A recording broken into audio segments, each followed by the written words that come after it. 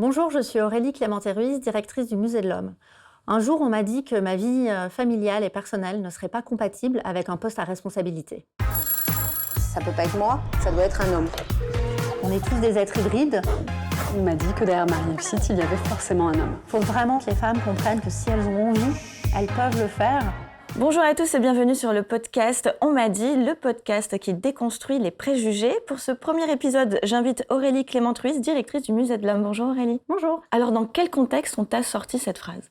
C'est une amie de longue date, assez proche, qui, lorsque je lui ai annoncé que j'allais postuler pour devenir directrice du Musée de l'Homme, qui m'a dit, pleine de bonne volonté, ah mais ça risque quand même d'être compliqué, un poste à responsabilité comme ça, avec ta vie de famille, tu as des enfants, est-ce que tu as bien réfléchi Voilà, et c'est vrai que ça m'a surpris déjà qu'on puisse me faire ce genre de réflexion et ça m'a fait un peu réfléchir quand même aussi sur pourquoi finalement ça devrait être un problème d'avoir aussi une vie personnelle et d'avoir une ambition et une carrière professionnelle. Alors ce qui est marrant, c'est que toi, tu ne te posais pas du tout cette question. Pour toi, tout coulait de source, il n'y avait pas d'incompatibilité. Non, pour moi, c'était une évolution de carrière, c'était une très belle opportunité professionnelle, un poste que j'envisageais comme extrêmement stimulant. Je ne considérais pas, et je ne considère toujours pas, que ma vie personnelle, ma famille, puisse être un obstacle à mon évolution professionnelle.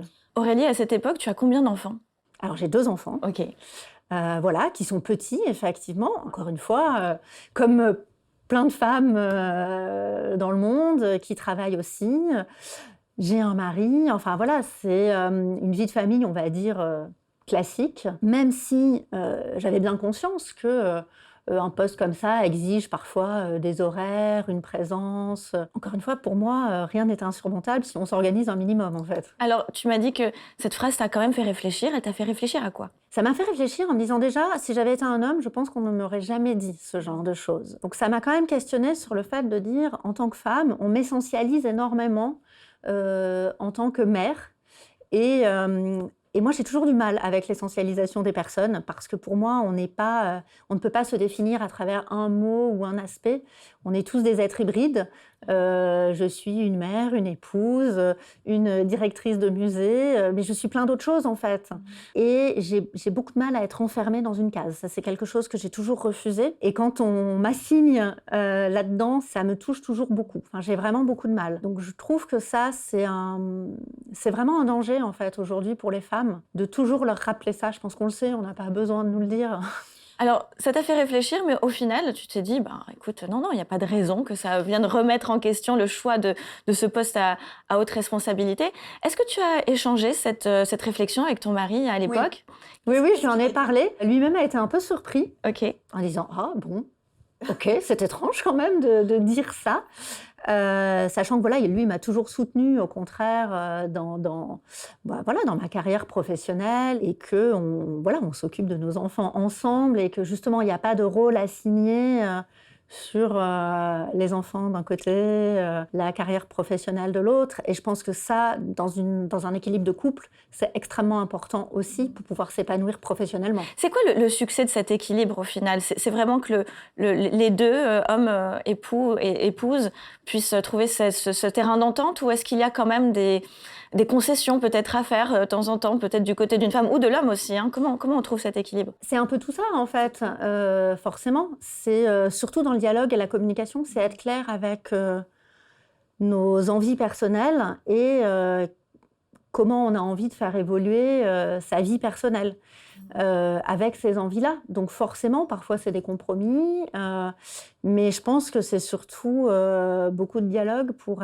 savoir comment on peut avancer ensemble et que tout le monde se trouve bien dans cette situation-là. Voilà. C'est ce que tu as répondu à ton amie. Comment tu as réagi face à cette interrogation, à cette projection qu'elle faisait ? Oui, je lui ai un peu répondu comme ça, en disant que c'était un choix aussi de famille, mais d'un autre côté, je lui ai dit, je ne suis pas en train de partir pendant 3 ans au fin fond de l'Amazonie. Oui.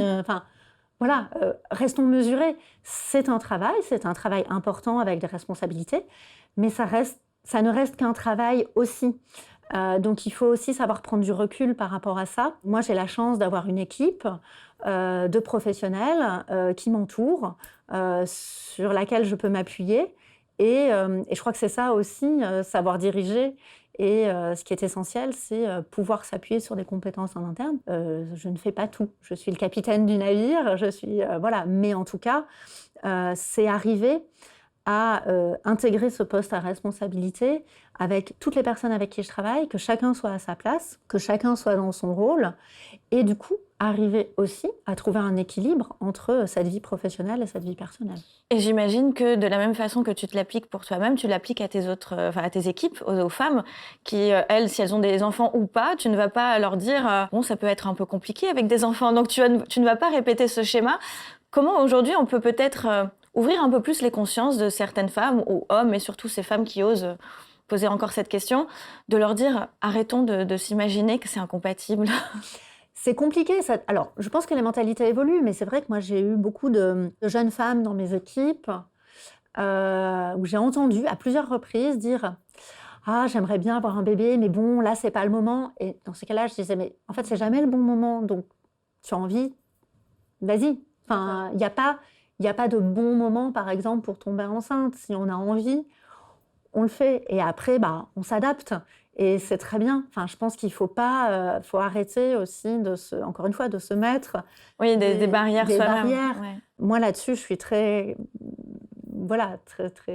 claire avec les femmes dans mon équipe sur ces sujets-là, par exemple. Est-ce qu'on vous fait souvent la réflexion, tiens, une femme à la tête du musée de l'homme? Oui, c'est vrai. On me la pose tout le temps. On pose tout le temps à la fois la question du nom du musée et la question de une femme à la tête du musée de l'homme. J'avoue que je trouve ça toujours un peu... Bon, c'est drôle, forcément. Ça fait la blague, la première femme à diriger le musée de l'homme. Mais c'est aussi un peu énervant parce que ça veut dire qu'il y a quand même encore beaucoup de chemin à parcourir pour que ce soit un non-événement. Parce que pour moi, je n'ai pas été choisie, encore une fois, parce que je suis une femme. On m'a choisie pour mes compétences, enfin j'espère. Et donc, encore une fois, me ramener à ma condition de femme sur ce poste-là, bon, c'est rigolo, mais finalement, c'est un peu inquiétant, en fait, parce que... ça évince finalement tout le reste, c'est-à-dire le fait que je sois nommée à ce poste-là parce que j'ai les compétences pour l'occuper. Qu'est-ce que tu donnerais comme conseil à toutes ces femmes qui sont plutôt dans cette position de ta copine qui t'a fait cette réflexion et qui, elles, se mettent des barrières elles-mêmes parce qu'elles ont des enfants ou qu'elles veulent en avoir? Comment tu peux les conseiller ou... Moi, je pense qu'il faut oser, en fait, tout dépend de ses envies. Je ne dis pas que tout le monde doit avoir une carrière, de l'ambition, et si on n'en a pas, c'est très bien aussi. Encore une fois, il faut être juste clair avec ce qu'on veut et pas créer de la frustration. On en a envie, il faut le faire et il faut se donner les conditions pour le faire bien. C'est ça aussi. Donc moi, ce que j'ai envie de dire, c'est oser, allez-y en fait. Et ces conditions, ce serait quoi? Ne pas fantasmer les postes. Ok. Parce que parfois, on se fait tout un monde sur un poste et finalement, encore une fois, ça reste un travail, avec des horaires, avec des contraintes, mais ça ne reste qu'un travail et qu'un moment de vie. C'est aussi arriver à, du coup, prendre du recul par rapport à ça. Et je pense que c'est important de se questionner, de voir quelles sont nos réelles motivations. Ok. Est-ce que c'est juste une question d'ego et on a envie de ça un peu pour se faire plaisir? C'est un peu un challenge personnel, pourquoi pas? Et voilà, une fois qu'on a répondu à ces questions-là, moi je pense qu'il faut foncer en fait. Donc c'est marrant parce que en fait dans ce que tu dis, c'est qu'il y a les deux côtés. Il y a la partie, il faut pas s'interdire d'aller vivre ses rêves professionnels et d'avoir des postes à responsabilité. Peut-être enlever ce fantasme, comme tu dis, de ce poste qui peut peut-être être hyper prenant, mais finalement, ça reste un job. Bah oui. Mais d'un autre côté, pour celles qui plutôt sont carriéristes et qui ont peur d'avoir des enfants, tu dis c'est OK aussi d'en avoir. Bah oui. Tu disais au départ que tu as plusieurs rôles, celui de directrice, celui de maman, mais aussi celui de femme. On peut aussi avoir ce stéréotype, ce préjugé de se dire elle doit être mère, directrice, elle n'a plus le temps d'être une femme. C'est un peu le problème de notre société contemporaine, c'est qu'il faut savoir tout faire, être toujours au top. Et ça, pareil, c'est un mythe. Enfin, c'est pas possible, en fait. Il y a des moments où on est fatigué, on en a marre, on n'a pas envie d'être bien habillé, maquillé et tout le temps prête à tout. On a le droit aussi d'être pas en forme, de râler. Et encore une fois, c'est pas grave, on est tous comme ça. Donc il y a aussi cette injonction de nos sociétés aujourd'hui, beaucoup auprès des femmes, encore une fois, de savoir tout faire et tout mener de front. Ben, parfois, non, on n'y arrive pas. Mais encore une fois, est-ce que c'est si grave? Si parfois on a un petit coup de mou, bah oui, comme tout le monde, on peut avoir des coups de mou, mais voilà, faut que le coup de mou ne dure pas pendant 3 ans, ça on est d'accord, mais vraiment pour moi c'est l'équilibre en fait. Chacun doit trouver son équilibre. Et il faut qu'on arrive un peu à enlever cette pression sur les femmes, effectivement, qui est quand même beaucoup là. Oui. Ouais. Comme tu dis, il y a effectivement des moments de faiblesse, mais des deux côtés, hein. Oui. Des hommes, enfin comme des femmes finalement. Oui, en oui. fait, c'est juste qu'on est tous humains. C'est ça. Et je pense qu'il faut l'accepter, Oui. encore une fois, cette part d'humanité qui est essentielle. Mais c'est drôle, moi j'ai l'exemple inverse, j'ai un ami, un homme donc, qui a décidé de mettre sa carrière entre parenthèses pour suivre sa femme qui avait un gros poste, de s'occuper de leur enfant. Et quand il a fait ce choix, je me souviens, dans son entourage, il y a eu énormément de questionnements parce que personne ne comprenait pourquoi il quittait un poste intéressant pour suivre sa femme à l'étranger, partir s'occuper de leur enfant, décider de ne pas retrouver de travail tout de suite, mais de voir comment tout ça allait se passer. Et c'est vrai que ça avait suscité énormément d'interrogations. Si on inverse les rôles, combien de femmes suivent leur mari sur des postes? Ça paraît normal. Ça ne pose pas autant de questions. Et je trouve que c'est là où, effectivement, on a encore pas mal de chemin à faire pour arriver à un équilibre dans tout ça. Encore une fois, il faut que ça reste des choix personnels de chacun. Chacun devrait pouvoir faire ce qu'il veut. Mais il faut vraiment aujourd'hui que les femmes comprennent que si elles ont envie, elles peuvent le faire et qu'il ne faut pas forcément tout sacrifier pour arriver à évoluer professionnellement. On discutait quelques instants avant le démarrage du tournage sur la solitude du dirigeant et le fait que quand on est à la tête d'une grande société ou d'un musée important comme le tien, parfois on peut se sentir seul en tant que dirigeant, mais dirigeante aussi. Comment tu arrives à te ressourcer? Comment tu arrives aussi à prendre des conseils de tes pairs? Est-ce que c'est plutôt justement entre femmes, mixte, de la part des hommes? Comment tu t'y retrouves aussi en tant que dirigeante? Dans la fonction de direction, c'est très important de motiver les équipes, donner le cap. Et c'est vrai que parfois, quand on n'a pas le moral ou qu'on est un peu fatigué, on peut se sentir un peu seul. Moi, j'ai pris l'habitude maintenant de plus en plus échanger avec des collègues d'autres musées essentiellement, beaucoup de femmes, souvent d'ailleurs. Et on partage nos expériences. Et je trouve que c'est assez positif. Parce qu'on se rend compte qu'en fait, on vit toute la même chose. C'est aujourd'hui un moyen de se rendre compte que finalement, ce que moi je vis au quotidien, beaucoup d'autres le vivent aussi, et qu'on a toutes nos petites astuces, nos petits trucs pour arriver à garder cet équilibre qui est extrêmement important. Et trouver comme ça la meilleure manière d'être épanouie aussi bien personnellement que professionnellement. Aurélie, qu'est-ce que tu te serais dit à toi-même dans cette Aurélie plus jeune avant de prendre ces fonctions? Je sais pas. En tout cas, ma prise de conscience par rapport à tout ce qu'on vient de se dire. Petite anecdote, mais je trouve ça intéressant, assez révélateur, puisque lorsque j'ai eu mon premier enfant, à cette époque-là, je dirigeais le service des expositions à l'Institut du monde arabe, et mon chef à l'époque, quand je suis revenue de congé maternité, m'a dit « Bon, là, maintenant, tu pourras plus partir en mission. » Et donc, j'ai pas compris. Je lui ai dit « Mais pourquoi je pourrais plus partir en mission ?»« Maintenant, tu as un enfant. » Je dis « Et donc ?» Oui, effectivement, j'ai un enfant, mais cet enfant ne va pas m'enchaîner à Paris pour le reste de mes jours. Et si, dans le cadre de mon travail, je dois partir en mission à l'étranger, je continuerai à partir en mission. Et en fait, ça m'a vraiment marquée, ce moment-là. Encore une fois, il était plein d'allant en disant qu'il faut qu'elle s'occupe bien de son enfant. Donc ça partait plutôt d'une bonne volonté pour me préserver.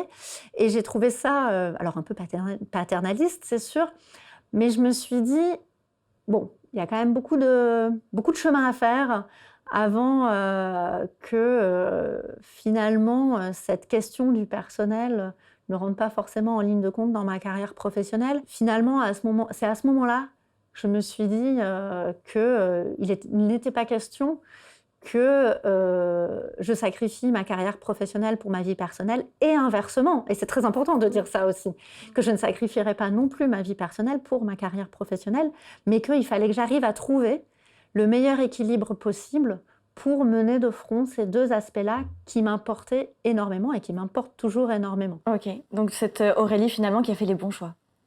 Les bons choix, je ne sais pas. En tout cas, je suis satisfaite de mes choix professionnels et très heureuse aujourd'hui de pouvoir diriger le Musée de l'Homme parce que je pense que c'est un défi assez considérable de mener un musée qui parle d'humanité et qui repositionne aussi du coup l'humain dans son environnement, dans sa société. et qui questionne aussi du coup la place de la femme. Merci beaucoup Aurélie pour ce premier épisode On m'a dit, donc le podcast qui déconstruit les préjugés. Merci beaucoup. Merci.